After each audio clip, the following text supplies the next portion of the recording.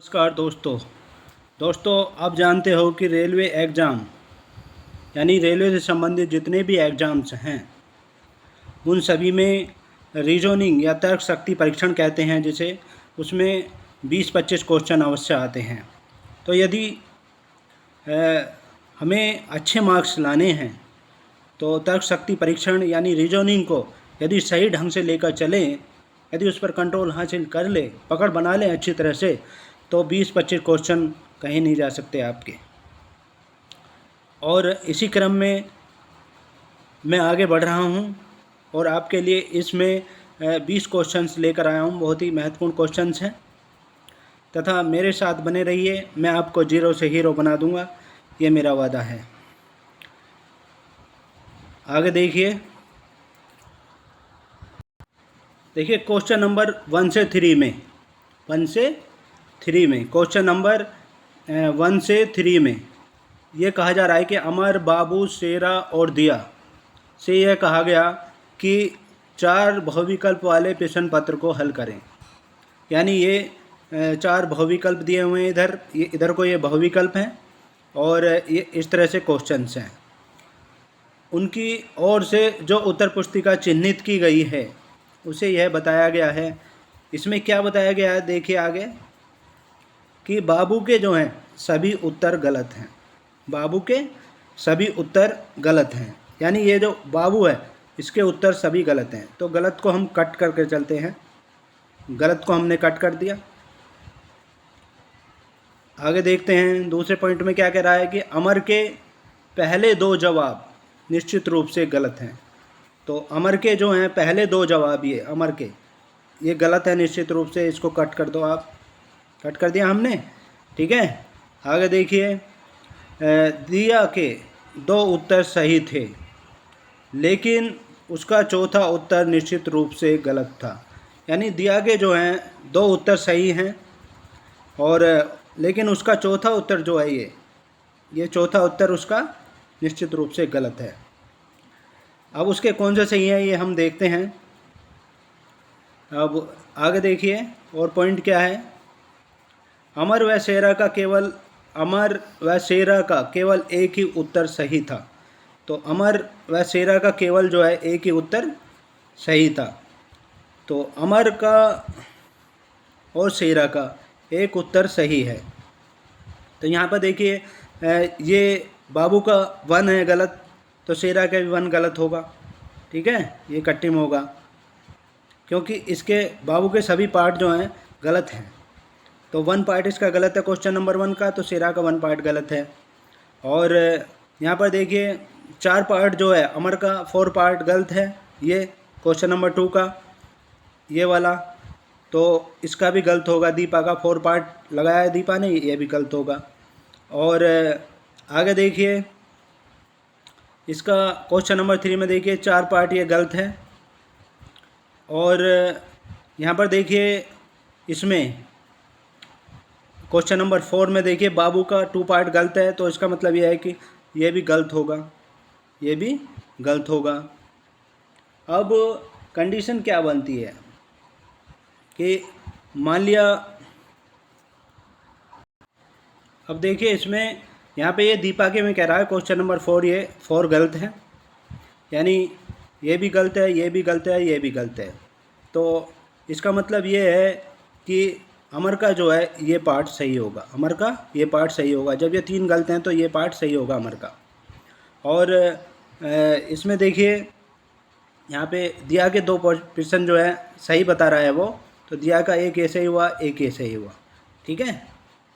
तो जब अमर का और शेरा का भी एक एक सही है, तो जब ये अमर का ये क्वेश्चन नंबर 4 सही है तो ये भी गलत होगा, उसका ये गलत होगा 3, क्योंकि एक सही है उसका। और शेरा का जो है यहाँ पर देखिए ये 3 गलत है अमर का, क्वेश्चन नंबर 3 में ये 3 पार्ट 3 लगाया उसने, ये गलत हैं। तो शेरा का जो है ये 3 पार्ट भी गलत होगा, यानी शेरा का कौन सा सही होगा, 2 पार्ट सही, क्वेश्चन नंबर 2 का 2 पार्ट सही है। तो इस तरह से ये कंडीशन निकल कर आ रही है। अब इनके आधार पर हमें क्वेश्चनों के आंसर देने हैं। अब देखिए आगे ये कह रहा है कि किसका क्यू फॉर उत्तर सही है। क्यू फॉर उत्तर यानी क्वेश्चन नंबर 4 उत्तर सही है। तो किसका सही है देखिए, क्वेश्चन नंबर 4 उत्तर जो सही है किसका है, अमर का सही है। ये क्वेश्चन नंबर 4 अमर का सही है, 3 पार्ट लगाया उसने, तो ये अमर का सही है। ए पार्ट करेक्ट आंसर होगा, ए पार्ट करेक्ट आंसर होगा। अब देखिए दूसरा क्वेश्चन क्या कह रहा है कि शेरा का कौन सा प्रश्न सही है। शेरा का कौन सा प्रश्न सही है उसमें देखते हैं हम। तो शेरा का कौन सा प्रश्न सही है, यहाँ पर देखिए शेरा का जो है प्रश्न कौन सा सही है, क्वेश्चन नंबर 2 सही है। क्वेश्चन नंबर 2 सही है, तो कंडीशन क्या होगी, क्वेश्चन नंबर 2 सही है, बी पार्ट इसका करेक्ट आंसर है, बी पार्ट करेक्ट आंसर है। नेक्स्ट क्वेश्चन देखिए, उसमें कह रहा है कि दीपा के कौन से 2 उत्तर सही हैं। क्वेश्चन नंबर 3 है दीपा के कौन से 2 उत्तर सही हैं। तो यहाँ पर देखिए दीपा के जो 2 उत्तर सही हैं वह है क्वेश्चन नंबर 1, वहाँ पर कंडीशन में देखते हैं, क्वेश्चन नंबर 1 है ये दीपा का, ये सही है, और क्वेश्चन नंबर 3 ठीक है। तो क्वेश्चन नंबर 1 और 3 दोनों सही हैं। तो क्वेश्चन नंबर 1 और 3 ये वाले ये यहाँ पर देखिए क्वेश्चन नंबर 1 और 3 ठीक है, तो इसका बी पार्ट सही है। तो नेक्स्ट क्वेश्चन देखिए,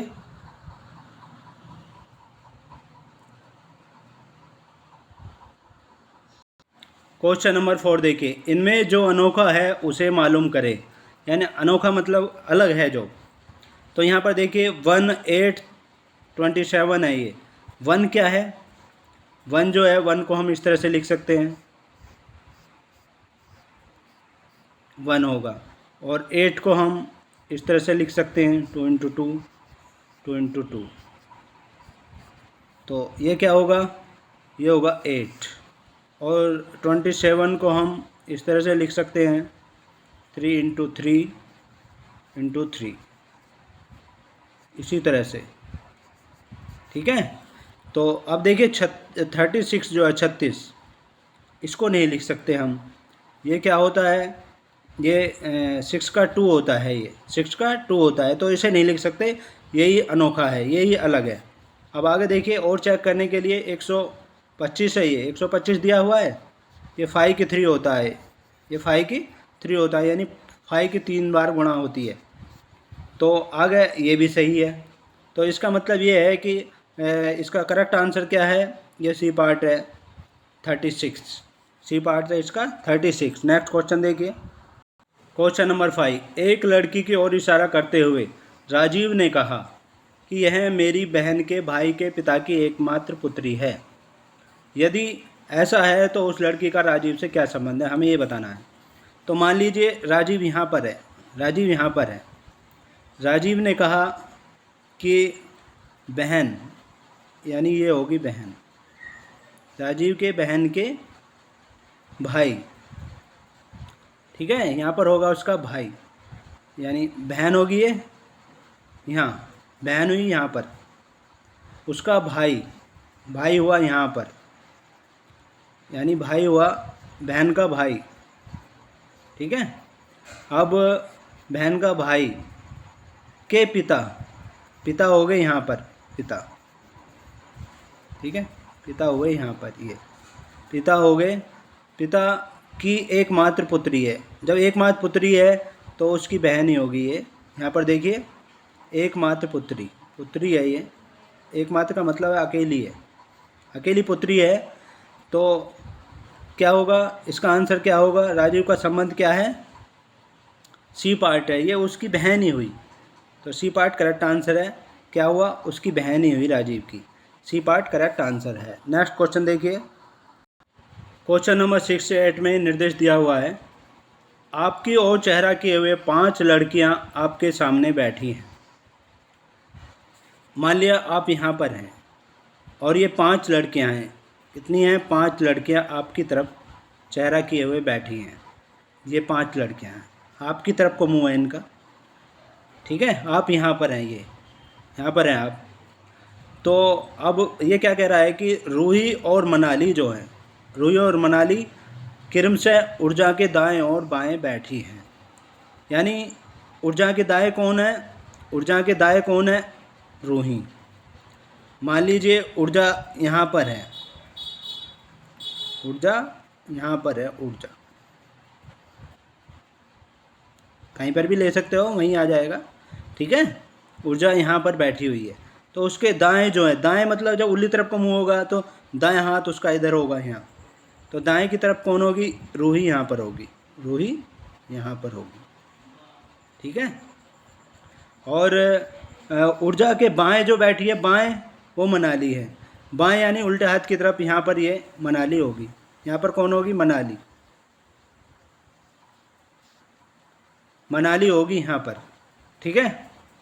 अब आगे कह रहा है कि मनाली व त्यान्या के बीच धवनी बैठी है। मनाली और तान्या के बीच, अब मनाली इधर तो रूही है, उसके बीच में ऊर्जा है। अब यहाँ पर मनाली और तान्या, तो तान्या को हमें यहाँ लेना पड़ेगा, तान्या को यहाँ लेना पड़ेगा। उसके बीच में कौन बैठी है? यहाँ पर ये तान्या होगी, उसके बीच में कौन बैठी है? धवनी। कौन बैठी है? धवनी। ये धवनी कोई नाम रख दिया है, ठीक है, यहाँ पर होगी धवनी। तो इस तरह से ये कंडीशन है। अब हमें क्वेश्चन का आंसर देना है।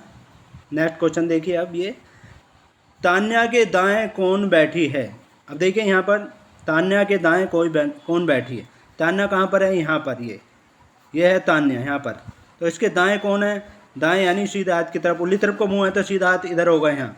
कौन है? ये धवनी बैठी है। कौन बैठी है? धवनी। तो सी पार्ट करेक्ट आंसर होगा, सी पार्ट करेक्ट आंसर होगा। नेक्स्ट क्वेश्चन देखिए। इसमें पंक्ति के बीच में कौन बैठे हैं?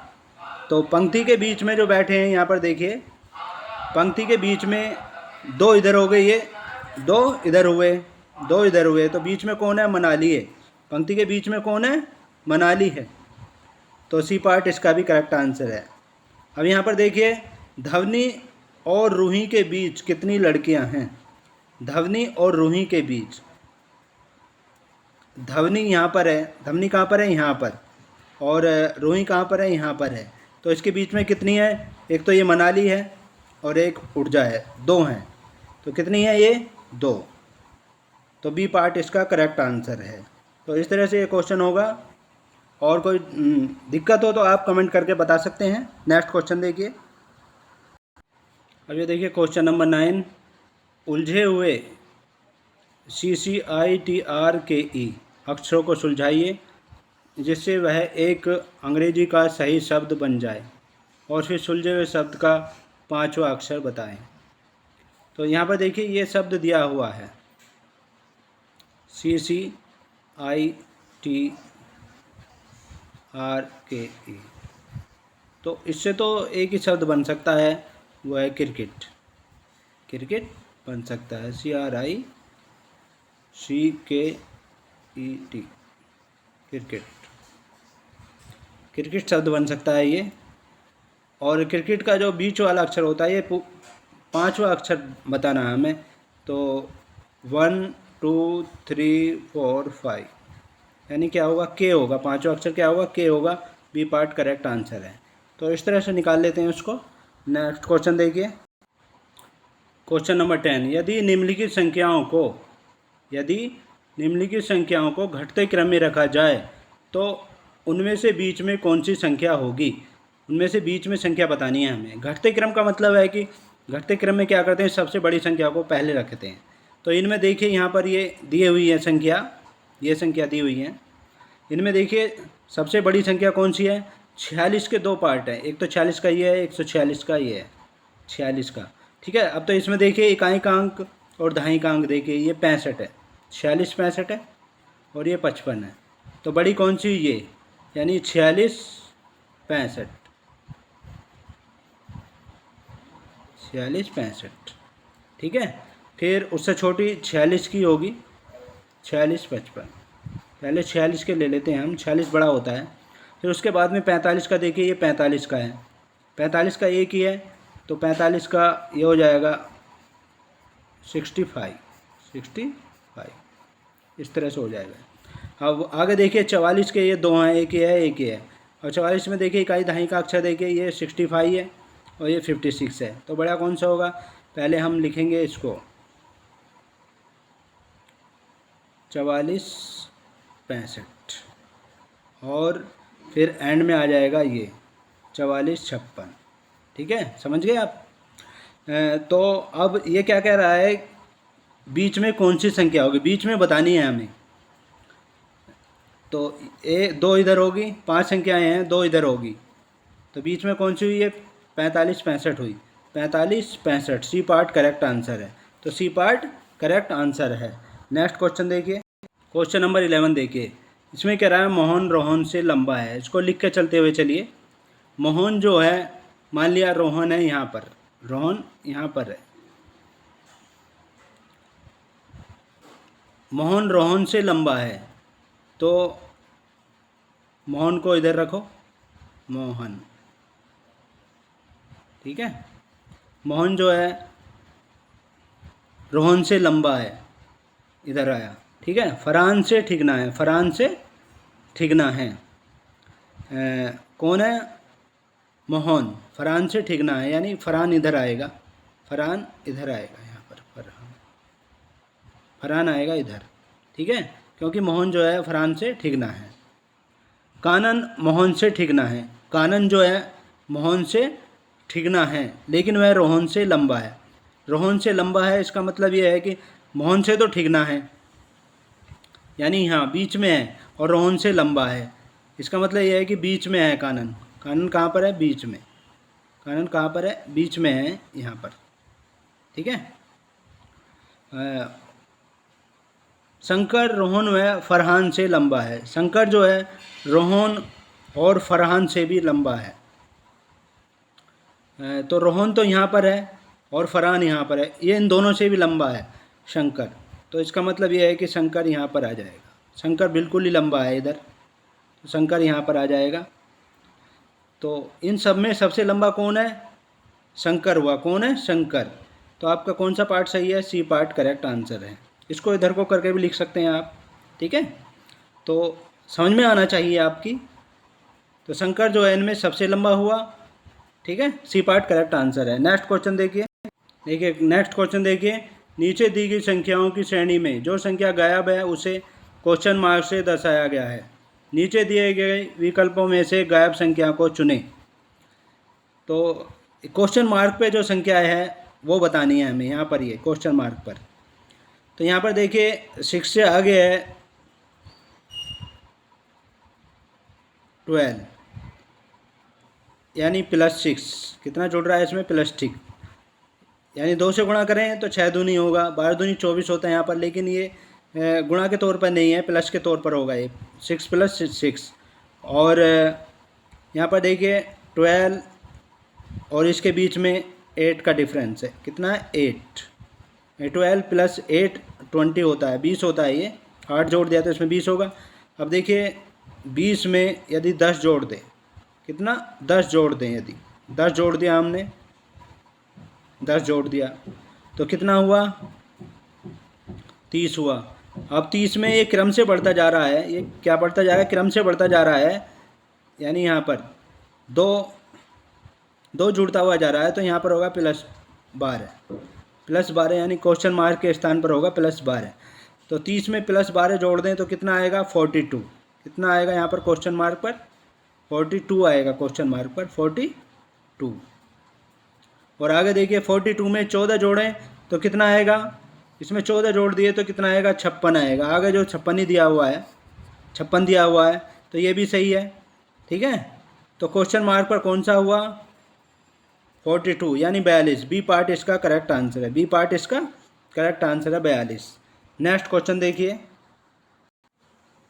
यहाँ पर देखिए यदि ए बी का पुत्र है, ए जो है ए को लो यहाँ पर, ए बी का पुत्र है, यानी ये बी मान लिया यहाँ पर है, और ये पुत्र है बी का, ठीक है। और वो कह रहा है वह सी का पिता है, सी का ये पिता है, मान लिया। कौन? ए। कौन है? ए के बारे में कह रहा है ये, ध्यान रखिए, ए के बारे में कह रहा है। तो ये सी का पिता है, यानी ए जो है सी का पिता है, ए सी का पिता है। इस तरह से है।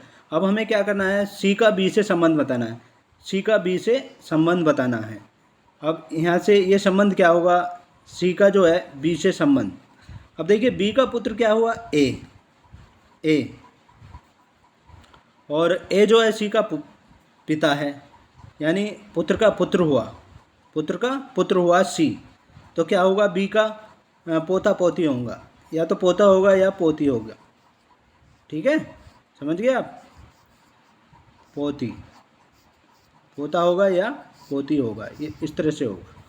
तो डी पार्ट करेक्ट आंसर है, डी पार्ट करेक्ट आंसर है। नेक्स्ट क्वेश्चन देखिए, यदि अमेरिका को इतने से और इंडिया को इतने से, तब कनाडा को किस प्रकार लिखेंगे, तो ये बताना है हमें। तो यहाँ पर देखिए अमेरिका, अमेरिका लिखा हमने, अमेरिका, टाइम लग जाए कोई बात नहीं, आपकी समझ में आना चाहिए। तो अमेरिका को क्या लिखा जा रहा है, 1 7 3 4 6 5 1, ये लिखा जा रहा है। और इंडिया को लिखा जा रहा है, इंडिया, इंडिया को लिखा जा रहा है किससे, 6 8 9 6 1। तो इस तरह का जो क्वेश्चन आता है, सबसे पहले क्या देखते हैं इसमें, सबसे पहले देखते हैं कि ये ए की वैल्यू क्या है। जैसे ए है, ए का मान कितना दे रखा है इसमें, 1। यहाँ पर देखिए 1 2 3 4 5, ये इस तरह से हैं, ये 3 3 7 इधर है, 7 इधर है, 7 इधर है, 7 इधर है। तो ए का बराबर है दोनों, तो ए का वैल्यू कितनी है, 1। ठीक है, अब हमें बताना क्या है, कनाडा की बताना है, कनाडा। पहले इस अक्षर को लिख लेते हैं हम, कनाडा, कनाडा की बतानी है हमें। तो यहाँ पर देखिए सी के लिए, यहाँ पर देखो सी का मान यहाँ है, सी के लिए क्या यूज करा है इन्होंने, 5, तो 5 को लिख लो। ठीक है, और फिर ए के लिए क्या यूज करा है, ए के लिए 1 यूज करा है। ए के जगह देखिए 1 ही है इसमें, ए के स्थान पर 1 ही दिया हुआ है सभी में। तो इसमें क्या करेंगे, 1 को लिख लेंगे, 1 लिख लिया। ठीक है, एन के स्थान पर क्या दिया है, एन यहाँ पर है, एन के स्थान पर दिया है 8 को लिख लो। ठीक है, फिर ए के स्थान पर 1 है ही है, डी के स्थान पर क्या दिया हुआ है, डी यहाँ पर है, डी के स्थान पर है 9, तो 9 को लिख लो।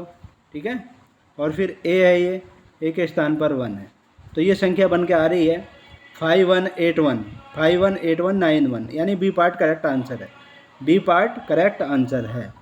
नेक्स्ट क्वेश्चन देखिए, अब देखिए क्वेश्चन नंबर 15, आपको एक प्रश्न और 2 कथन दिए गए हैं। यह बताएं कि प्रश्न का उत्तर देने के लिए कौन से कथन सही हैं। और प्रश्न क्या दिया हुआ है कि नैन के पास 3 अलग अलग रंगों की 4 टोपी हैं, यानी रंग तो 3 है, टोपी कितनी है, 4 हैं, अलग अलग हैं। उनके पास कितनी नीली टोपी हैं, हमें नीली टोपी बताना है। तो अब देखिए कथन क्या है, नैन के पास जो है 2 सफ़ेद टोपी हैं। अब 2 तो उसके पास सफ़ेद टोपी हुई, 2 सफ़ेद हुई, यानी ये सफ़ेद हुई और ये सफ़ेद हुई, 2 होगी उसके पास, कुल हैं 4, 2 तो होगी सफ़ेद।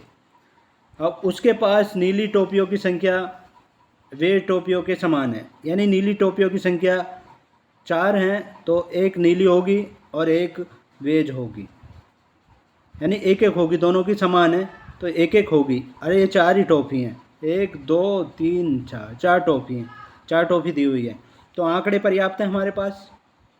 तो नीली टोपियों की संख्या कितनी है, ये क्या कह रहा है इसमें, यहाँ पर देखिए, तो उसके पास कितनी नीली टोपी हैं। तो इसका उत्तर देने के लिए उसके पास कितनी नीली टोपियाँ हैं, 1 हैं, तो आंकड़े पर्याप्त हैं। तो इसका मतलब ये है कि बी पार्ट करेक्ट आंसर है, केवल कथन 1 और 2 दोनों पर्याप्त हैं, ये दोनों ही पर्याप्त हैं। ठीक है, दोनों ही पर्याप्त होंगे। तो इसका आंसर क्या हुआ, बी पार्ट करेक्ट आंसर है। नेक्स्ट क्वेश्चन देखिए, यहाँ पर देखिए नेक्स्ट क्वेश्चन, यदि काऊ को 41 और गोट को 43 हो तो डॉग की वैल्यू बतानी है हमें। अब यहाँ पर देखिए काऊ को लिख लेते हैं हम, काऊ को हमने लिख लिया, ठीक है। अब काऊ में देखिए वैसे ये 3 तो है नहीं है, ये 2 हैं और ये 3 है, तो वैसे तो वैल्यू है नहीं इसकी। पहले वैल्यू देखते हैं इस तरह से है या नहीं है, नहीं है। तो अब क्या करते हैं कि इसमें देखते हैं सी। अब इनके जो वर्णमाला में जो क्रम है, यानी कौन से स्थान पर कौन सा है, उनका योग करके देखते हैं दूसरे नंबर पर। तो सी कौन से स्थान पर है, सी है तीसरे स्थान पर, सी तीसरे स्थान पर है, सी है तीसरे स्थान पर, ठीक है। और फिर ओ है, प्लस करते जाते हैं इनको, ओ है 15वें नंबर पर, देखेंगे आप तो 15वें नंबर पर होगा, ओ 15वें नंबर पर है। और डब्लू जो है कितने पर है, 23 पर है, डब्लू का मान जो 23 पर है। तो ये कितना हो जाएगा, ये हो जाएगा, इन तीनों को जोड़ेंगे 41 होगा, कितना होगा 41। ऐसे ही गोट को देखिए, गोट GOAT, गोट को देखिए, तो गोट में क्या है, पहला है 7, G 7 पर होता है। फिर ये ओ जो है 15 पर होता है, 15 पर, ऊपर भी हमने किया था। और ए तो 1 पर होता ही है, 1 होता है। और टी होता है 20 पर, टी कितने पर होता है, 20 पर। आप काउंट करोगे तो 20 पर होगा टी। तो ये इस तरह से कितना योग होगा, ये होगा 43, और ये 43 दिया हुआ है, ठीक है। तो इसी तरह से सही है ये। तो हमें अब डॉग का बताना है, डॉग का बताना है। तो डॉग के लिए देखो, डी कितने पर होता है, 4 पर, डी कितने पर होता है, 4 पर।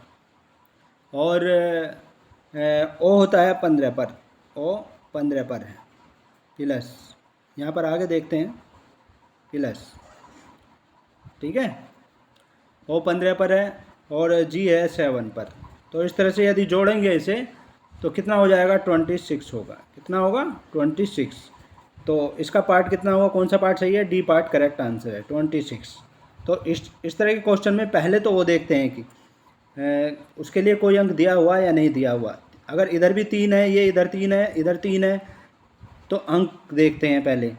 और यदि 3 नहीं है तो फिर उनके अंग्रेजी वर्णमाला में जिस स्थान पर वो अंक है उसके योग करते हैं, तब योग करके देखते हैं, ठीक है।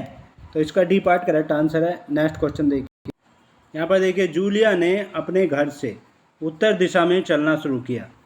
तो देखो उत्तर दिशाएं कैसे होती हैं, ऐसे होती हैं। दिशाएं कैसे होती हैं, इस तरह से होती हैं। यहाँ पर होता है उत्तर, यहाँ पर होता है उत्तर, और ये नीचे होता है दक्षिण। याद रखिएगा हमेशा, ये इस तरह से होता है दक्षिण, और ये उधर है पूरब, ये पूरब, और इधर होता है पश्चिम। इस तरह से होती हैं दिशाएं, ठीक है। तो इस तरह से सोल्व करते हैं इस तरह के क्वेश्चन को। अब देखिए वो क्या कह रहा है, इसमें कह रहा है कि जूलिया ने अपने घर से उत्तर दिशा में चलना शुरू किया। जूलिया मान लिया, कहीं भी ले लो आप, यहाँ ले लो, ठीक है, यहाँ ले लिया हमने, यहाँ ना लेकर यहाँ ले लिया। जूलिया यहाँ से चली और उत्तर दिशा की ओर चली, उत्तर दिशा की ओर चली, ठीक है। अब आगे क्या कह रहा है, जूलिया मान लिया यहाँ पहुँच गई। यहाँ पहुँचने के बाद जो है, यहाँ पहुँच गई, यहाँ पहुँचने के बाद कुछ देर बाद जो है बाएं मुड़ गई। बाएं जब उसका मुंह इधर होगा तो बाएं का मतलब है उल्टे हाथ की तरफ इधर को मुड़ेगी, इधर को मुड़ गई, इधर को मुड़ गई वो, ठीक है। फिर वह दाएं मुड़ गई, फिर दाएं, जब इधर को मुंह हुआ तो दाएं का मतलब है वो इधर को मुड़ी। याद रखिएगा इस तरह से, दाएं सीधा हाथ होता है, इधर को मुड़ी, ठीक है। अब यहाँ आ गई। अब वो कह रहा है पुण्य दाएं मुड़ गई, पुण्य दाएं मुड़ी तो इधर को मुड़ी, इधर को मुड़ी, इधर को मुड़ी।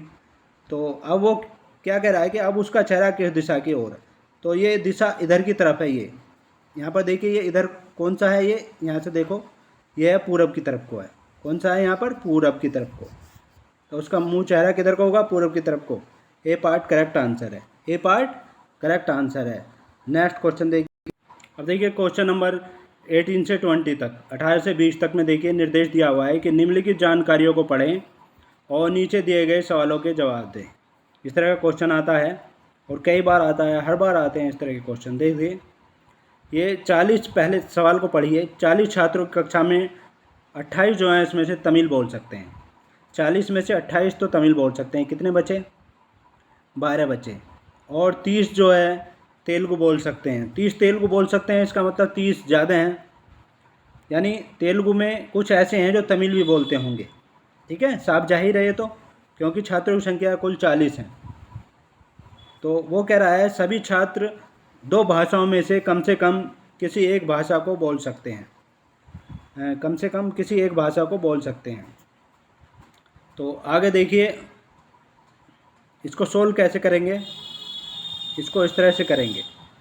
मान लिया ये हमने तमिल लिया, इस तरह के क्वेश्चन को इसी तरह से सोल्व करते हैं, याद रखिएगा। और पहला क्या है? तमिल, और दूसरा है तेलुगु। ये इधर तो हैं तमिल वाले, तमिल, ये है तमिल, और ये है इधर तेलुगु, तेलुगु। ठीक है,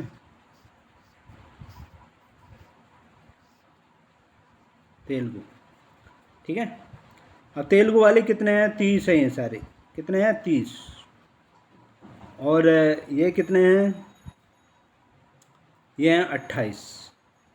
तमिल वाले हैं 28। ठीक है, अब बीच में ऐसे देखने हैं हमें जो तेलुगु भी बोल सकते हैं और तमिल भी बोल सकते हैं। अब यहाँ पर देखिए 28 प्लस 30 कितने हुए? ये हो गए 58। कितने हुए? 58 हुए। 58 में से कुल छात्र हैं 40 निकाल दिए। यदि हम 40 निकाल दें तो इसका मान आ जाएगा। ठीक है, तो 40 गए, कितने बचे? 18। इसका मतलब ये है कि 18 यहाँ पर जो हैं बीच में, ये 18 हैं यहाँ पर, ये 18 हैं यहाँ पर। ठीक है, इसको बड़ा कर देते हैं और 18 है यहाँ पर। तो 18 जो हैं बीच में ऐसे हैं जो तेलुगु भी बोल लेते हैं और तमिल भी बोल लेते हैं। ठीक है, तो ये हो गए इस तरह से। अब देखिए, अब आगे क्वेश्चन क्या पूछ रहा है।